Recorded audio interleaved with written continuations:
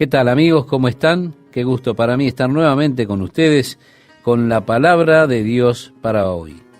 Mientras usted ubica el pasaje que citara Esteban, quiero recordarle que en el programa anterior nosotros estuvimos mirando al final cómo aquellos escribas y fariseos se molestaron porque Jesús comía y bebía con publicanos y pecadores. Ahora en el versículo 30 nosotros leemos: y los escribas y los fariseos murmuraban contra los discípulos. Trajeron sus quejas a los discípulos. Respondiendo Jesús les dijo: los que están sanos no tienen necesidad de médicos, sino los enfermos. No he venido a llamar justos, sino a pecadores al arrepentimiento. Jesús fue a donde estaban ellos. Los encontró en su propio territorio. Él ministró a los enfermos, a aquellos que estaban enfermos espiritualmente. Creo que a menudo en la iglesia comenzamos a hacer de nosotros mismos una clase de hospital esterilizado. Y creamos un ambiente casi esterilizado, en el cual si llega un pecador, él se siente completamente incómodo, porque todos nosotros estamos sentados aquí con nuestras vestiduras estériles de rectitud. Nosotros tenemos un buen amigo, Jim, en Inglaterra, que es pastor de una iglesia afiliada a Calvary Chapel. Él tiene un ministerio tremendo. Tiene un ministerio que se enfoca a evangelizar a las personas alcohólicas en las cantinas. Y él es un testigo destacado de Cristo. Recibe muchas críticas por este ministerio, por supuesto, porque pasa mucho tiempo en la cantina, pero él está siguiendo el ejemplo del Señor. Él va a donde ellos están para alcanzarlos y sacarlos de allí. El versículo 33 nos dice: entonces ellos le dijeron: ¿por qué los discípulos de Juan ayunan muchas veces y hacen oraciones, y asimismo los de los fariseos, pero los tuyos comen y beben? Él les dijo: ¿podéis acaso hacer que los que están de bodas ayunen entre tanto que el esposo está con ellos? Mas vendrán días cuando el esposo les será quitado. Entonces, en aquellos días ayunarán. En aquellos días, cuando una pareja se casaba, tenían 2 semanas de fiesta. Una semana antes y una semana después. La semana anterior todos se reunían y tenían esta gran fiesta de toda la semana. Luego entonces celebraban el matrimonio y la consumación del matrimonio. Luego ellos tenían la casa abierta por una semana y allí podían celebrar durante esa semana. Y la novia y el novio serían los anfitriones de la fiesta por una semana. Sus amigos estaban invitados a la fiesta. Bien, sus vidas eran extremadamente difíciles y duras en aquella época. Probablemente este era el único momento en todas sus vidas en que ellos tendrían una semana libre sin hacer nada. ¿Por qué? Porque ellos debían trabajar muy duro entonces. Así que esa semana de sus vidas era realmente una fiesta. Ahora estaban casados y luego de eso había que trabajar muy duro, como ocurría en aquellos días. Bien, esos amigos íntimos que ellos invitaban para celebrar esa semana eran llamados los que están de bodas. Por eso Jesús llamó a sus discípulos los que están de bodas. El novio está con ellos. Ellos están aquí para celebrar. Estamos aquí para gozar y celebrar el hecho de que yo estoy aquí con ellos. Pero cuando yo me vaya, allí será el momento para ellos de ayunar. Ahora, mientras el novio está con ellos no ayunarán, solo celebrarán la presencia del novio. El versículo 36 leemos: les dijo también una parábola. Nadie corta un pedazo de un vestido nuevo y lo pone en un vestido viejo, pues si lo hace, no solamente rompe el nuevo, sino que el remiendo sacado de él no armoniza con el viejo. Si usted toma un parche nuevo y le cose a una ropa vieja, la primera vez que usted lave la prenda, el parche nuevo se encogerá y la rotura será peor. Así que Jesús dijo, usted no pone simplemente un parche nuevo en una prenda vieja. Esto solamente romperá más la prenda. Continuó diciendo, nadie echa vino nuevo en odres viejos. Sí, estimado oyente, cuando ellos echaban el vino en los odres, había una reacción química que desprende un gas. Así que si usted echa el vino nuevo en odres viejos, esto causa que la fermentación se produzca inmediatamente y se forme este gas. El odre viejo, por supuesto, que estaría duro porque está viejo, está endurecido y entonces el gas hace fuerza y así el odre revienta, el odre viejo revienta. Por eso es que usted no coloca el vino nuevo en odres viejos, sino que lo coloca en odres nuevos que aún están suaves y flexibles. El gas que desarrolla la fermentación hace que el odre se expanda con el gas, pero el cuero está flexible. Por eso Jesús dijo, nadie echa vino nuevo en odres viejos. De otra manera, el vino nuevo romperá los odres y se derramará, y los odres se perderán. El versículo 38 nos dice, mas el vino nuevo en odres nuevos se ha de echar, y lo uno y lo otro se conservan. Y ninguno que beba del añejo quiere luego el nuevo, porque dice, el añejo es mejor. Él está hablando de los antiguos sistemas religiosos a los que él está enfrentando. Él está trayendo una nueva brisa de aire a la escena religiosa que se había vuelto tan aburrida que casi nadie podía soportarla. Pero en lugar de reformar ese sistema, colocaban el remiendo nuevo en el vestido viejo, o colocaban el vino nuevo en odres viejos. Ahora, Jesús está desarrollando toda una nueva piel para este trabajo nuevo de Dios.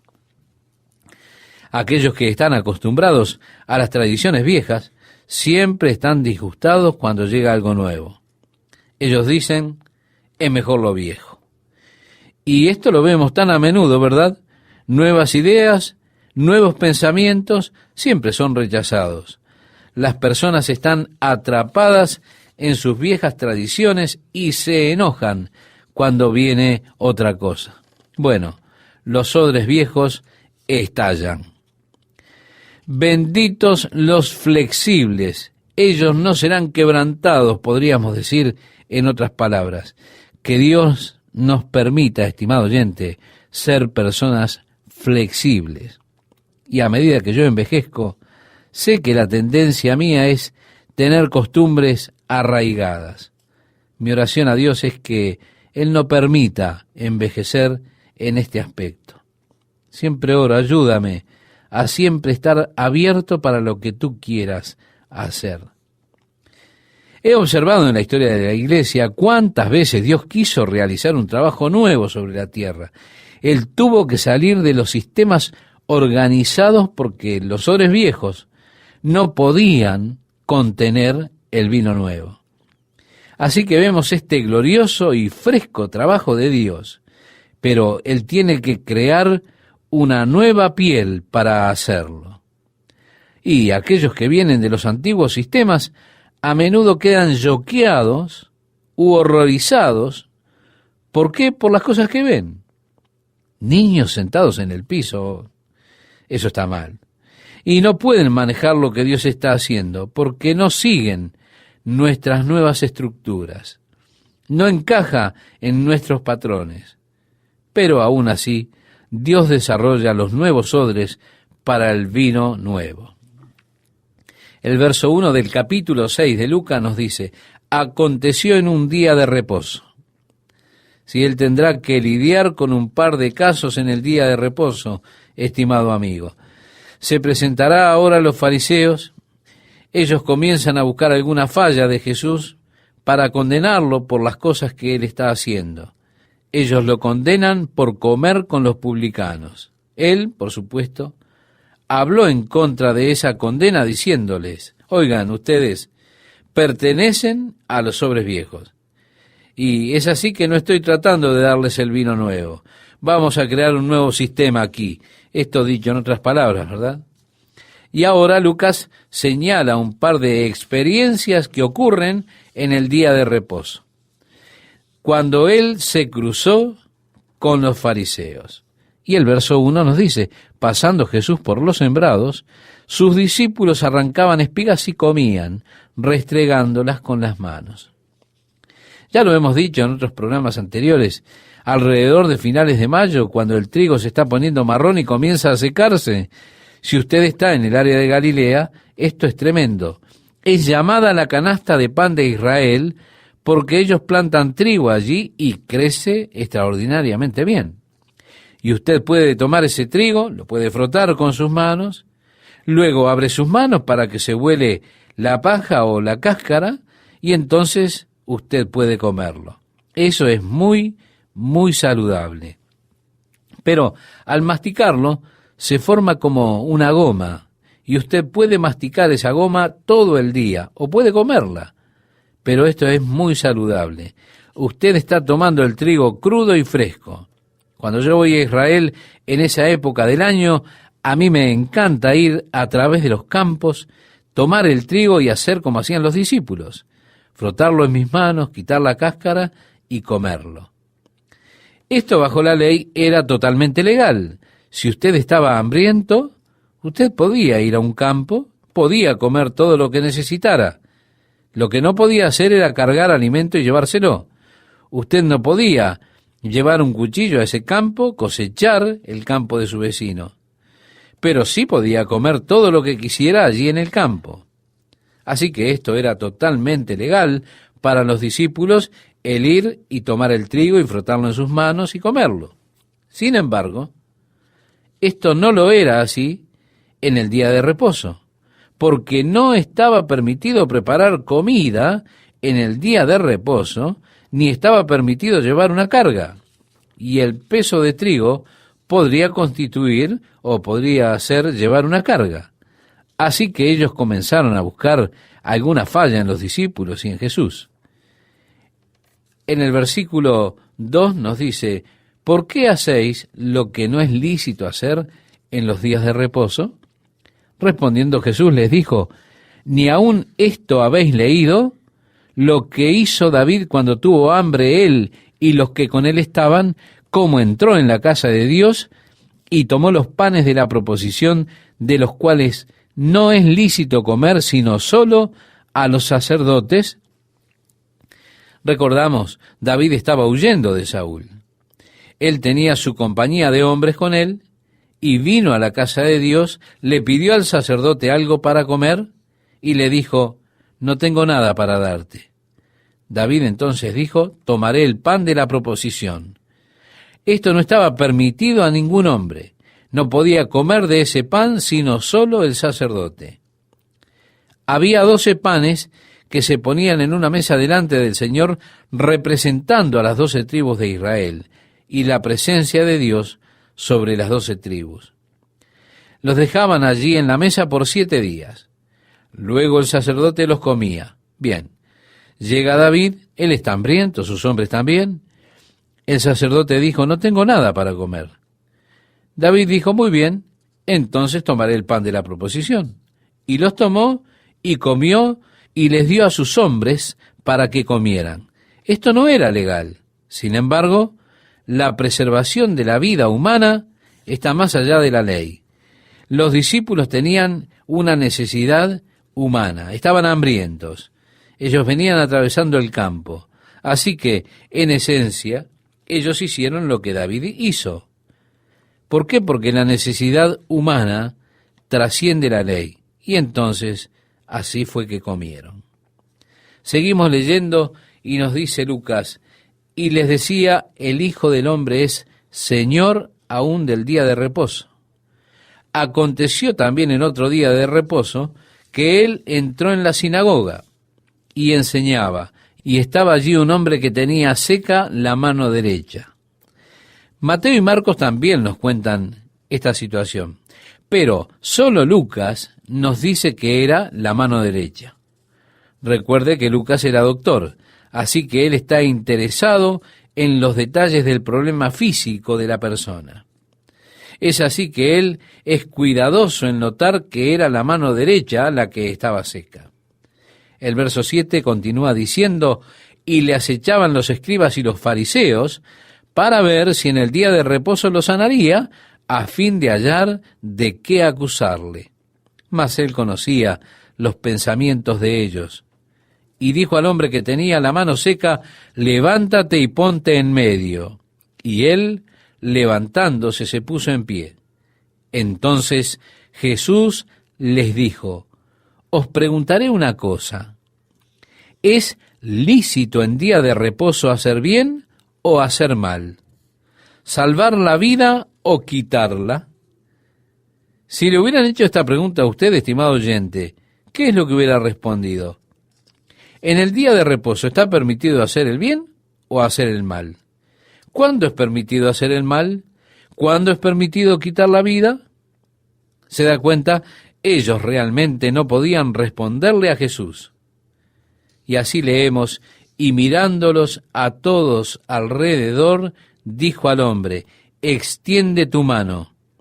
Y él lo hizo así, y su mano fue restaurada, y ellos se llenaron de furor. Note esto, estimado oyente, no estaban gozosos, no estaban llenos de gozo, ellos estaban furiosos, llenos de ira, y hablaban entre sí qué podrían hacer contra Jesús. Si él realmente comenzaba a irritarlos, de repente vemos cómo su posición se volvía ridícula, y cuando su posición se vuelve insostenible por ser tan ridícula, entonces lo único que usted puede hacer es revertirlo con violencia. Usted ha sido golpeado, entonces mejor pelear. Usted no tiene ninguna razón, pero le han dado un golpe, así que, ¿qué es lo que va a hacer? Pelear, porque ya no hay razón para mantener su posición. Debemos notar que cuando Jesús dice, extiende tu mano, él le estaba pidiendo a este hombre algo que era imposible que él pudiera realizar. Este hombre pudo haber argumentado, pudo haber dicho, Señor, no puedo extender mi mano, está seca, ¿no lo ves? Nunca pude usar mi mano. ¿Tú piensas que si yo pudiera extender mi mano, la tendría colgando aquí a mi lado todo el tiempo?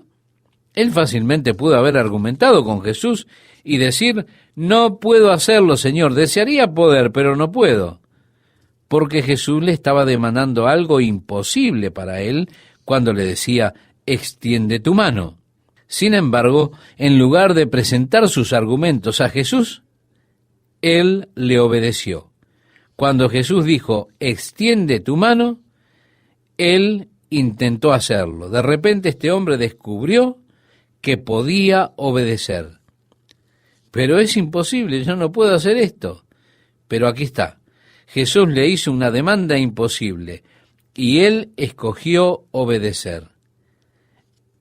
Inmediatamente el Señor le dio todo lo necesario para que pudiera cumplir su mandamiento. Su problema es su firmeza y su argumento. Jesús le está haciendo a usted demandas que son imposibles para usted realizar. Él está diciendo, sed pues vosotros perfectos, como vuestro Padre que está en los cielos es perfecto. Usted sin duda dirá, Señor, no hay forma en que yo pueda ser perfecto, tú conoces mi carne. Usted está argumentando, ¿no es así? Jesús está diciendo, sé fuerte. Bueno, Señor, ¿tú crees que si yo pudiera ser fuerte, estaría sumido en esta debilidad que tengo y atravesando toda esta miseria? Jesús está diciendo, obtén la victoria. Ah, Señor, tú sabes cómo quiero la victoria.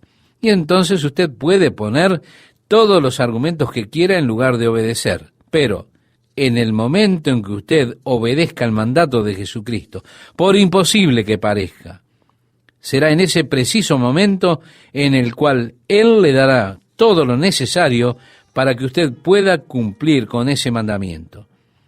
Él no le encomendará a usted hacer algo sin darle el poder que usted necesita para hacerlo.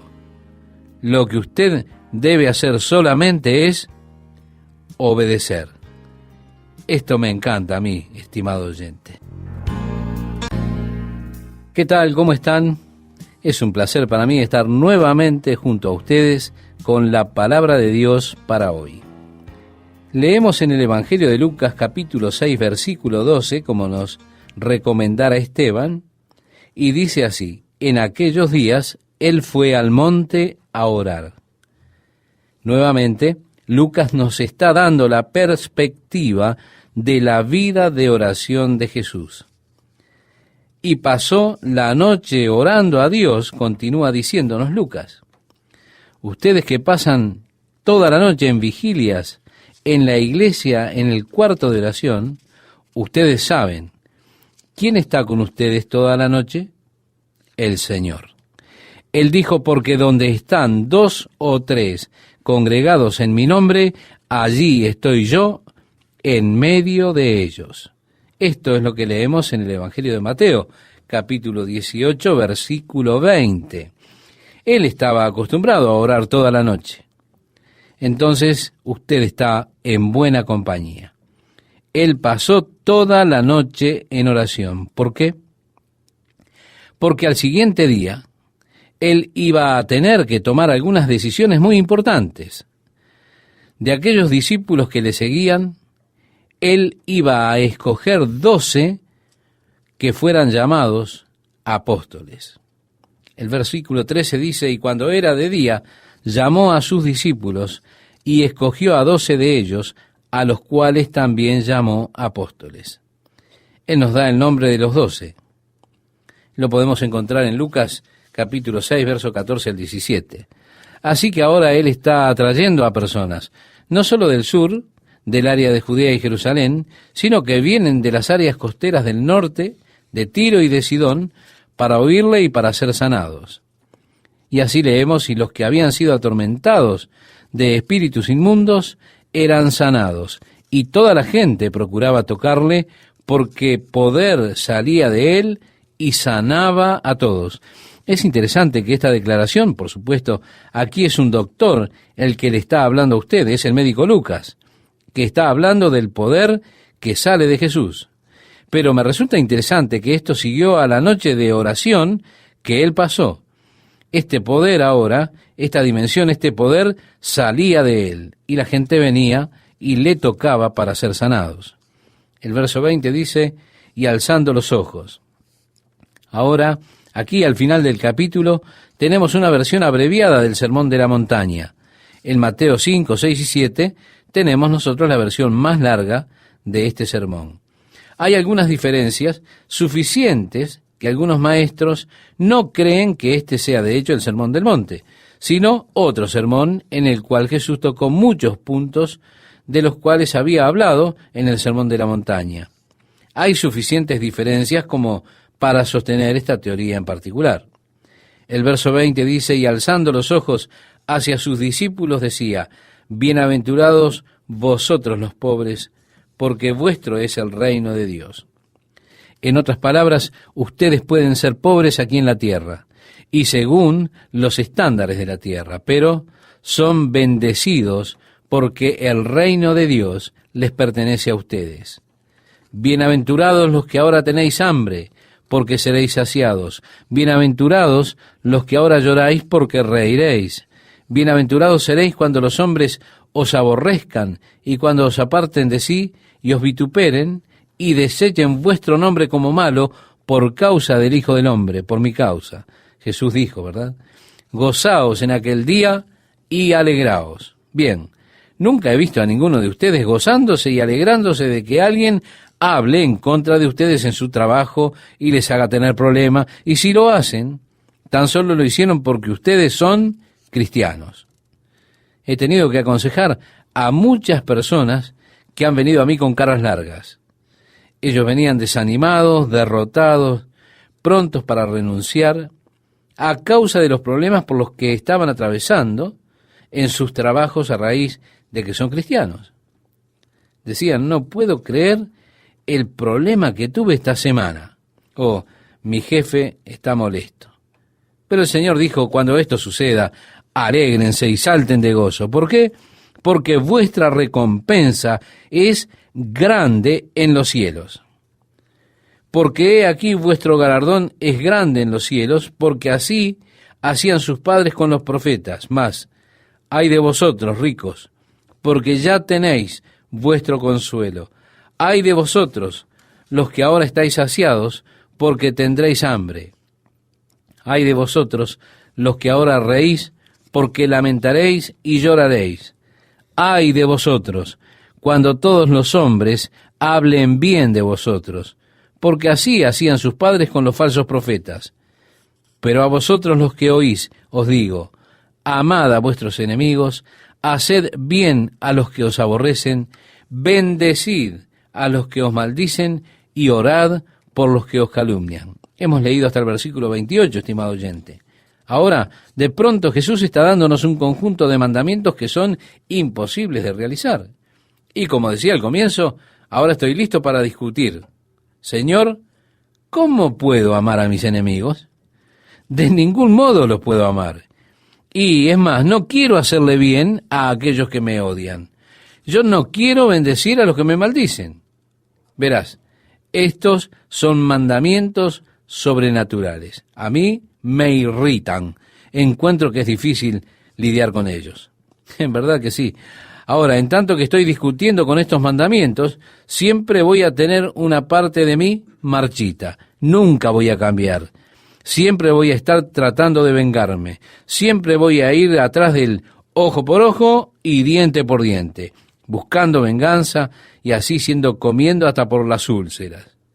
Pero si tan solo obedezco, Dios, estoy dispuesto a amar, pero tú tienes que hacerlo, yo no puedo.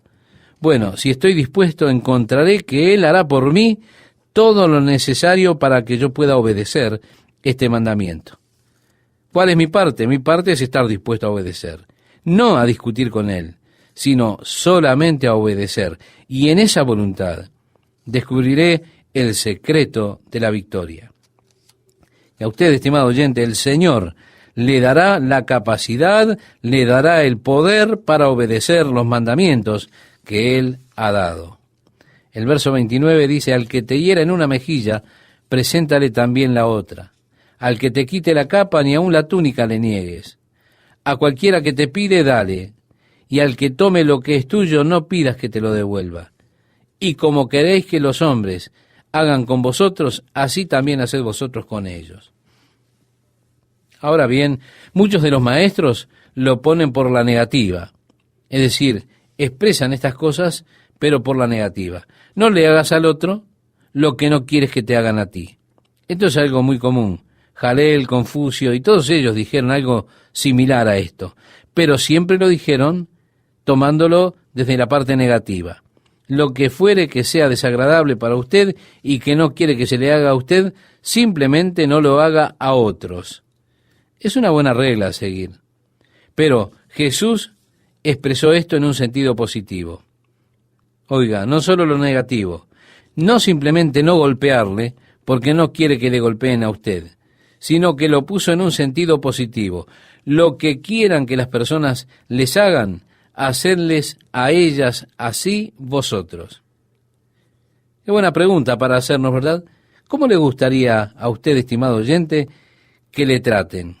Cuando usted comete un error especialmente.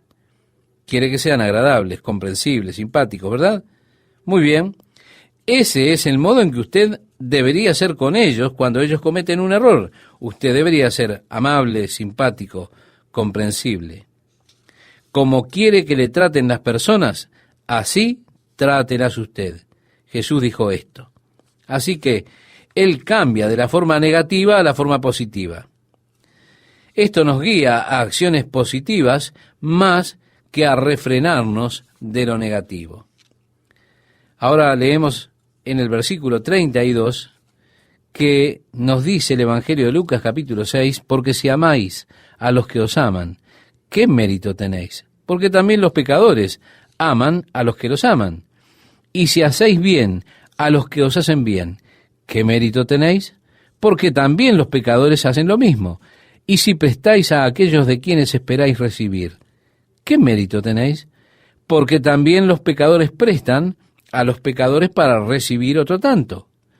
Amad, pues, a vuestros enemigos, y haced bien, y prestad, no esperando de ello nada, y será vuestro galardón grande, y seréis hijos del Altísimo, porque Él es benigno para con los ingratos y malos. Sed, pues, misericordiosos, como también vuestro Padre es misericordioso. Nuevamente nos encontramos discutiendo, ¿no es así? Pero, estimado oyente, estos son mandamientos del Señor. Más que discutir, escojamos y anhelemos obedecerlos. Continúa diciendo, no juzguéis y no seréis juzgados, no condenéis y no seréis condenados, perdonad y seréis perdonados, dad. Aquí tenemos ahora la ley de dar. Dar es un principio, es una ley espiritual. Hemos aprendido a observar las leyes naturales y a vivir por ellas y obtener frutos de ellas, pero deberíamos también aprender las leyes espirituales, y esta es una de ellas, y funciona, ¿eh? Usted dice, bueno, no sé cómo puede funcionar. Yo tampoco sé, pero lo que sí sé es que funciona. Dad y se os dará, medida buena, apretada, remecida y rebosando, darán en vuestro regazo, porque con la medida con que medís, os volverán a medir. El apóstol Pablo dijo que el que siembra escasamente, también segará escasamente, y el que siembra generosamente, generosamente también segará. Esto lo encontramos en la segunda carta que le escribió a los Corintios, capítulo 9, versículo 6. Cualquier medida que asigne será la medida con que se le medirá a usted. Así que en la ofrenda, el Señor le devolverá a usted en la medida que usted dio. Sin embargo, Él le dará más porque Él dará una medida llena, apretada, sacudida, que es lo que quiere decir remecida, y desbordante. En el verso 39 leemos, y les decía una parábola, ¿acaso puede un ciego guiar a otro ciego? ¿No caerán ambos en el hoyo? El discípulo no es superior a su maestro, mas todo el que fuere perfeccionado será como su maestro. ¿Por qué miras la paja o la astilla que está en el ojo de tu hermano y no echas de ver la viga que está en tu propio ojo? Estoy seguro de que Jesús dijo esto con una sonrisa en los labios, porque le da una buena ilustración. Un hombre con una viga de 4 por 6 metros en su ojo. Él está tratando de sacar una astilla fuera del ojo de su vecino. Así que estoy seguro que esto fue dicho quizá con una sonrisa. Pero qué típico de nosotros es esto, ¿verdad, oyente? Aquellos que son tan críticos, listos para encontrarle las fallas a las personas que están allí a su lado, listos para señalar sus errores, sus flaquezas. Pero Dios nos ayude. Hay tanto mal en los mejores de nosotros y hay tanto bien en los peores que haría que ninguno se atreviera a hablar del resto. El Señor dijo, limpia primero tus propias acciones. En el verso 42 leemos, ¿o cómo puedes decir a tu hermano, hermano, déjame sacar la paja que está en tu ojo, no mirando tú la viga que está en el ojo tuyo? Hipócrita, saca primero la viga de tu propio ojo, y entonces verás bien para sacar la paja que está en el ojo de tu hermano. No es buen árbol el que da malos frutos, ni árbol malo el que da buen fruto, porque cada árbol se conoce por su fruto, pues no se cosechan higos de los espinos.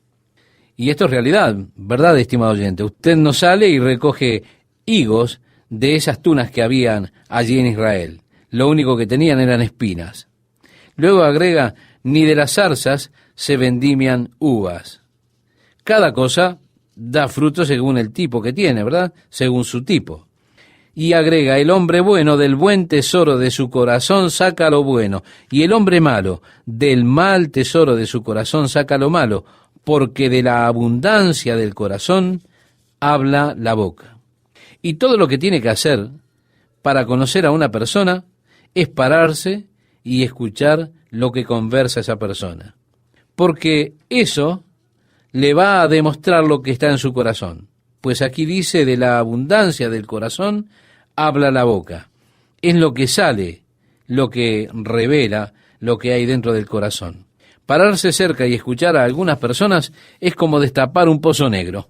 Usted sabe lo que hay en su corazón, apesta. Luego Jesús preguntó algo interesante. ¿Por qué me llamáis Señor, Señor, y no hacéis lo que yo digo? ¿Ve? El título Señor implica señorío, y eso conlleva que usted sea un siervo. Yo soy siervo y Él es mi Señor.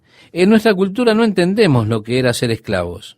El no poder tener nada propio, ser la total propiedad de otra persona, el ser requeridos a obedecer implícitamente sin pregunta alguna sobre lo que se le manda. Nosotros, como independientes, no podemos concebir en nuestra mente esto.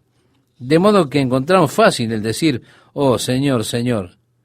Y qué inconsistente es si usted llama a Jesús Señor, pero no le obedece. Ahora Él está simplemente dándole muchas cosas aquí para que las considere en lo que a la obediencia se refiere.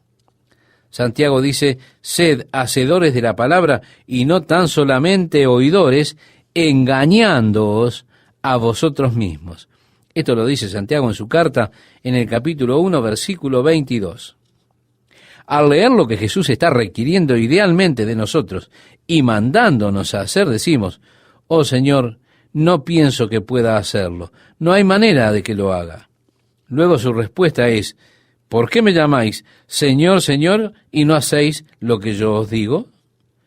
Si tú no obedeces lo que te mando, no soy tu Señor. Eso es exactamente lo que Él está tratando de decirle a usted. Y así que esto genera una causa de gran autoexamen dentro nuestro. El apóstol Pablo nos dice, cuando venimos a la mesa del Señor, por tanto pruébese cada uno a sí mismo, y coma así del pan y beba de la copa. Si pues nos examinásemos a nosotros mismos, no seríamos juzgados. Esto dice en 1 Corintios 11, del 28 al 31. Pienso que a menudo estamos prontos a disfrazar algunos mandamientos de Cristo que nosotros no estamos de acuerdo con ellos o que no queremos obedecer. Los seleccionamos, los escogemos, este me gusta, este es mi favorito, sí. Bueno, no quiero saber nada de aquel otro. Pienso que las personas interpretan las cosas de diferentes maneras. Yo tengo una interpretación diferente. Pero si he de usar el título de Señor, entonces necesito echar un vistazo a sus mandamientos y al menos trataré de obedecerlos, sin discutirlos, sin escoger obedecerlos. El verso 47 dice, todo aquel que viene a mí y oye mis palabras y las hace, os indicaré a quién es semejante. Semejante es al hombre que al edificar una casa, cavó y ahondó y puso el fundamento sobre la roca. Y cuando vino una inundación, el río dio con ímpetu contra aquella casa, pero no la pudo mover porque estaba fundada sobre la roca. Vemos la importancia de profundizar, de echar un buen cimiento para su fe en Jesucristo, la palabra de Dios. Hay muchos cimientos pocos profundos. Muchas personas simplemente están construyendo una superestructura pero sin base. La están construyendo sobre sus emociones, sobre experiencias, sobre momentos de excitación, sobre gloria, gloria, aleluya. Pero cuando las tormentas vienen, si usted no ha puesto un buen cimiento sobre la roca, la casa no habrá de mantenerse en pie. El verso 49 nos dice, mas el que oyó y no hizo, semejante es al hombre que edificó su casa sobre tierra, sin fundamento, contra la cual el río dio con ímpetu y luego cayó, y fue grande la ruina de aquella casa. Ambos casos, estimado oyente, estaban subordinados al test de la tormenta. El Señor no le promete inmunidad en cuanto a los problemas, en cuanto a las dificultades, a las penurias. Estas habrán de venir a todos los hombres sin distinción. A través de la vida habrán de haber cosas difíciles que tendremos que enfrentar, cosas que no podemos entender o racionalizar, mientras tratamos de pensar en un bueno, amoroso y justo Dios, y racionalizando nuestra situación actual sobre las bases de un Padre Celestial amoroso. Las tormentas habrán de venir. Sin duda, golpearán duramente, y si usted no se ha tomado el tiempo necesario para colocar un buen cimiento, entonces encontrará todo el sistema colapsado alrededor de usted, y usted será barrido por la tormenta.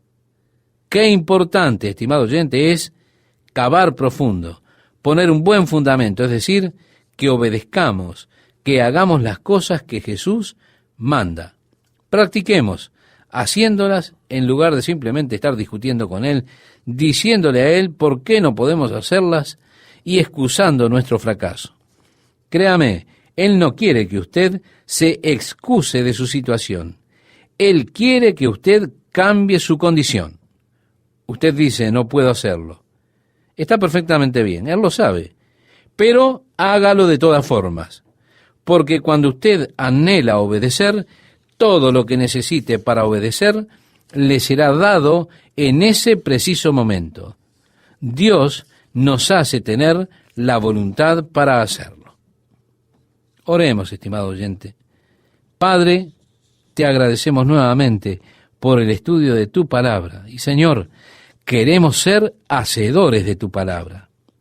Al volver y mirar nuevamente los mandamientos y encontrarnos con aquellos que nos irritan, aquellos que nos gratifican, oh Dios, que postremos nuestros corazones en sumisión y te digamos, Señor, no puedo, pero quiero, y que recibamos, Señor, la habilidad, la capacidad tuya para hacer y para realizar todo aquello que tú quieres que nosotros seamos y hagamos. Ayúdanos, Señor, necesitamos tu ayuda. En el nombre de Jesús. Amén. ¿Qué tal, amigos? ¿Cómo están? Es un gusto estar nuevamente con ustedes, compartiendo estos momentos con la palabra de Dios para hoy. En el pasaje que hemos elegido para este día, vamos a leer desde el versículo 1 al versículo 5. Antes quiero decirle que llegamos a un punto en el Evangelio de Lucas en que Él nos dará una serie de eventos y milagros que se dieron cita en la vida de Jesús. Si me acompañan a la lectura, dice así: después que hubo terminado todas sus palabras al pueblo que le oía, entró en Capernaum. Y el siervo de un centurión, a quien éste quería mucho, estaba enfermo y a punto de morir. Cuando el centurión oyó hablar de Jesús, le envió unos ancianos de los judíos, rogándole que viniese y sanase a su siervo. Y ellos vinieron a Jesús y le rogaron con solicitud, diciéndole: es digno de que le concedas esto, porque ama a nuestra nación y nos edificó una sinagoga. Los centuriones romanos eran hombres especiales. Ellos son mencionados en varias ocasiones en la Biblia y siempre lo hace de una forma positiva. Ellos eran siempre, según parece, hombres destacados. Nosotros recordamos a Cornelio, que era centurión romano en Cesarea. Fue mientras él estaba orando que el Señor le habló y le encomendó que enviara a sus siervos a Jope para que Pedro les enseñara más detalladamente acerca del camino del Señor. Así que fue en la casa del centurión romano en Cesarea que el Evangelio fue predicado por primera vez a los gentiles. Y la unción del Espíritu Santo sobre su casa y sobre aquellos que estaban con él cuando Dios comenzó su obra entre los gentiles, de hecho ocurrió en la casa de un centurión romano. Así que ellos son mencionados varias veces en las Escrituras, siempre bajo una luz amable y positiva. Este centurión en Capernaum era considerado como una persona digna por los líderes judíos. Ellos vinieron en su representación y le dijeron al Señor que él era digno de que hiciera lo que él pedía.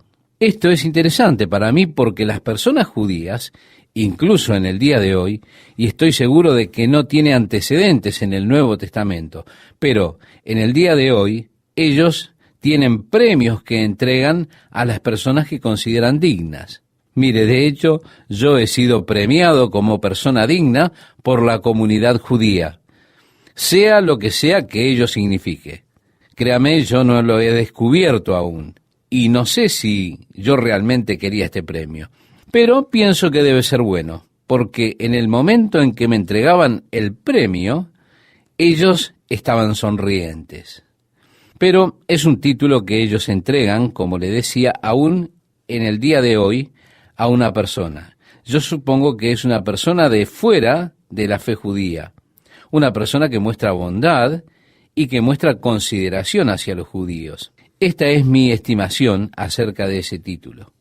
Este fue el caso con el centurión romano que estamos considerando. Él había construido una sinagoga para los judíos y él amaba esa nación.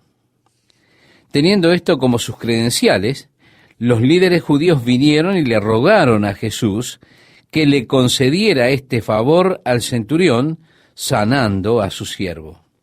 Era algo inusual que el amo tuviera una relación tan cercana con su siervo. Los sirvientes en el Imperio Romano no tenían ningún derecho. Había un escritor romano que decía que cada año el hombre debía contar sus posesiones y quedarse con lo que aún era productivo. También él debía deshacerse de lo que ya no era productivo. Y en ese deshacerse de lo que ya no era productivo, él incluía también a los esclavos que ya no eran capaces de trabajar durante un día entero. Cuando sucediera esto, debían sacarlo y dejarlo morir porque él no tenía otro recurso. El esclavo era considerado como una posesión. De este modo, el amo, en el Imperio Romano, podía matar a su esclavo y no enfrentar ningún cargo por ello. Después de todo, usted solo estaba destruyendo lo que era su propiedad. Así que para este centurión era algo inusual tener esta actitud hacia un esclavo. Pero él amaba a este esclavo y estaba realmente preocupado porque él estaba a punto de morir. El versículo 6 nos dice, y Jesús fue con ellos. Pero cuando ya no estaban lejos de la casa, el centurión envió a él unos amigos diciéndole, Señor, no te molestes, pues no soy digno de que entres bajo mi techo, por lo que ni aún me tuve por digno de venir a ti, pero di la palabra y mi siervo será sano. El elogio de estos líderes judíos que dijeron a Jesús acerca de este hombre, de este centurión romano, es que él era digno. Al descubrir que Jesús estaba cerca de su casa, enviando a algunos amigos, él dijo, no soy digno de que entres bajo mi techo, por lo que ni aún me tuve por digno de venir a ti. En esa cultura, estimado oyente, era contra la ley que un judío entrara a la casa de un gentil. Él sabía que para Jesús, el entrar en su casa pondría tensión sobre Jesús. Cuando Pedro entró en la casa de Cornelio, él se disculpó por hacerlo. Él había tomado algunos amigos judíos con él desde Jope y se disculpó por hacerlo. Él dijo, ustedes saben que es contra la ley que me reúna con ustedes el venir a esta casa, pero el Señor me dijo que no hiciera preguntas. Así que aquí estoy. ¿Qué desean? Bueno, él se disculpó por entrar en la casa de una persona gentil. Cuando decimos gentil, hacemos referencia a una persona pagana. ¿Por qué? Porque eso estaba prohibido para el judío entrar en la casa de un pagano. Así que él le está diciendo a Jesús, el centurión romano le está diciendo a Jesús, no soy digno de que entres bajo mi techo, por lo que ni aún me tuve por digno de venir a ti. Es interesante. Si recordamos cuando la mujer del área de Sidón vino a Jesús por su hija, la cual ella dijo estaba acosada por el diablo, Jesús no respondió. Los discípulos entonces dijeron, Señor, haz algo por ella. Ella nos ruega, nos está enloqueciendo. Jesús dijo, no está bien tomar el pan de los hijos y echarlo a los perrillos. Jesús estaba declarando que estos beneficios que él traía eran para los judíos.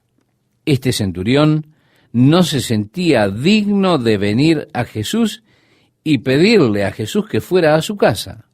Pero luego él hace una afirmación que es realmente memorable. Él dijo: pero di la palabra y mi siervo será sano. Sigue diciendo este centurión en el versículo 8, si usted me acompaña en la lectura: porque también yo, reconociendo que Jesús tenía autoridad, soy hombre puesto bajo autoridad y tengo soldados bajo mis órdenes. Eso es lo que dijo. En otras palabras, yo sé de qué se trata en cuanto a la autoridad. Yo me someto a una autoridad, pero yo también tengo autoridad y sé cómo se maneja esto de la autoridad. También yo, reconociendo ahora que Jesús tenía esa autoridad, también yo soy hombre puesto bajo autoridad y tengo soldados bajo mis órdenes. Y digo a este: ve y va, y al otro: ven y viene, y a mi siervo: haz esto y lo hace. Al oír esto, Jesús se maravilló de él y volviéndose dijo a la gente que le seguía: os digo que ni aún en Israel he hallado tanta fe. Entre los judíos que estaban con él, no había visto tanta fe como la de este centurión romano. En el verso 10 leemos: y al regresar a casa, los que habían sido enviados hallaron sano al siervo que había estado enfermo. Aconteció después que él iba a la ciudad que se llama Naín. Esto lo leemos en el versículo 11. Sí, la ciudad de Naín está a unos 40 kilómetros de Capernaum. Así que Jesús viene recorriendo este camino.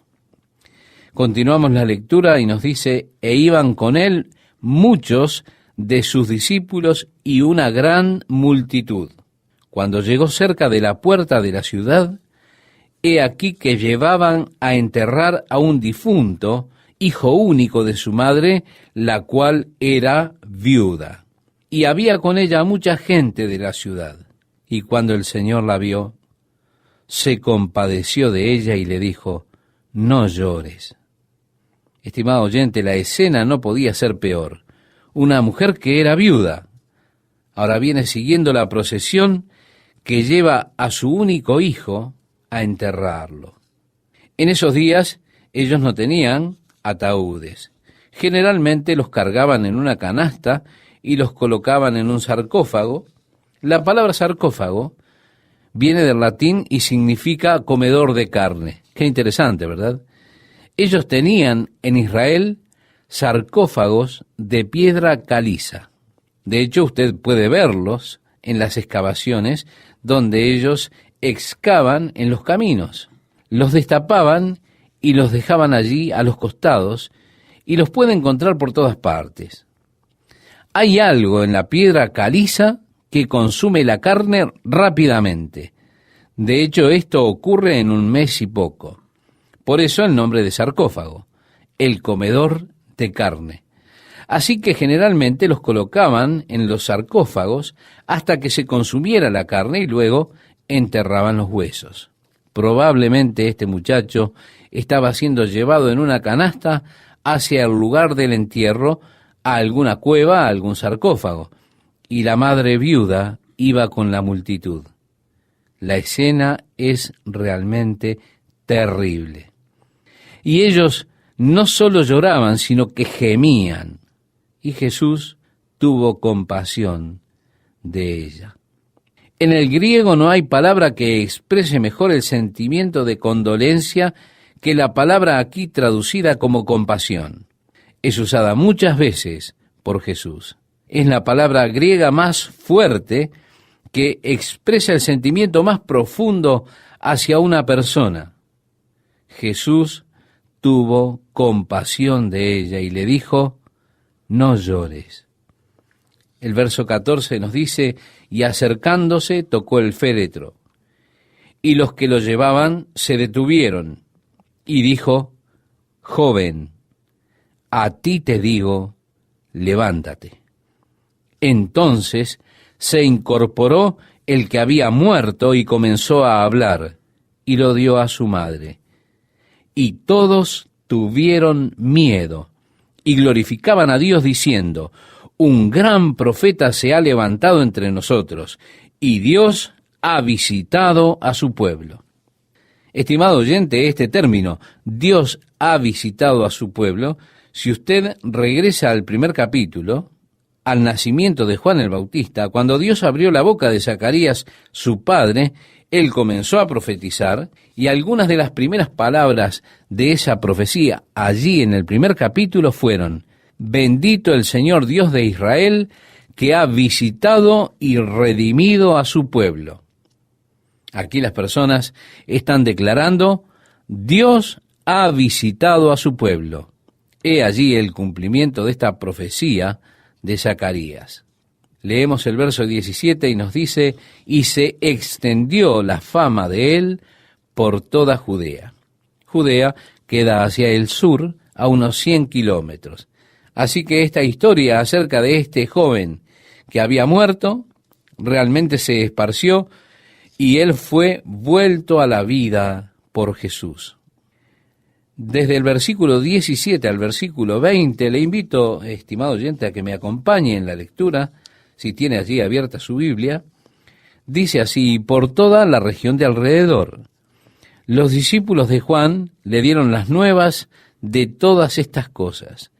Y llamó Juan a 2 de sus discípulos y los envió a Jesús para preguntarle, ¿eres tú el que había de venir o esperaremos a otro? Cuando pues los hombres vinieron a él, dijeron, Juan el Bautista nos ha enviado a ti para preguntarte, ¿eres tú el que había de venir o esperaremos a otro? En el Evangelio de Juan, él nos dice que cuando Juan vio al Espíritu de Dios descendiendo sobre Jesús, él supo que Jesús era el Mesías. Recuerda, esto aconteció cuando Jesús fue bautizado, porque el Señor le había dicho que sobre cualquiera que viera descender al Espíritu, ese era el Mesías. Y así Juan, refiriéndose a Jesús, dice a sus discípulos, he aquí el Cordero de Dios que quita el pecado del mundo. Y él señalaba a Jesucristo. Juan había estado un tiempo en el calabozo como prisionero de Herodes. A él no le gustaba estar confinado a un lugar. Él era un hombre para estar afuera. Como vemos por la Escritura, él creció en el desierto. Y este confinamiento allí en la cárcel, sin duda, era muy irritante para Juan. Puedo imaginar que Juan, como los otros discípulos de Jesús, estaba anticipando el establecimiento inmediato del reino de Dios. Y probablemente él se preguntaba, ¿por cuánto tiempo voy a estar aquí en esta prisión? Es allí que él hace esta pregunta, ¿eres tú el Mesías? No era tanto una pregunta, sino más bien estaba tratando de darle un impulso. Dejen que las cosas sucedan, dejen que se mueva. Podría ser que el hecho de que Jesús no estableció inmediatamente el reino, derrocando a Herodes y a los romanos, eso hacía que Juan no estuviera absolutamente seguro. Cualquiera sea el caso, la respuesta de Jesús es muy interesante. En el versículo 21 leemos, en esa misma hora sanó a muchos de enfermedades y plagas y de espíritus malos, y a muchos ciegos les dio la vista. Y respondiendo Jesús les dijo, id, haced saber a Juan lo que habéis visto y oído. Los ciegos ven, los cojos andan, los leprosos son limpiados, los sordos oyen, los muertos son resucitados, y a los pobres es anunciado el Evangelio. Y bienaventurado es aquel que no halle tropiezo en mí. En otras palabras, Jesús dice a sus discípulos, créanme, De otro modo, créanme por causa de mis obras. Nuevamente él dice, las obras que yo hago dan testimonio de mí. Jesús señaló sus obras como un testimonio de su autoridad, de quién era él. Las mismas obras que yo hago dan testimonio de mí. Y si no creen en mí, decía él, creed a causa de mis obras. Sí, estimado oyente, sus obras son un testigo fiel de su identidad y su autoridad, porque ningún hombre puede hacer estas cosas excepto que el Señor esté con él.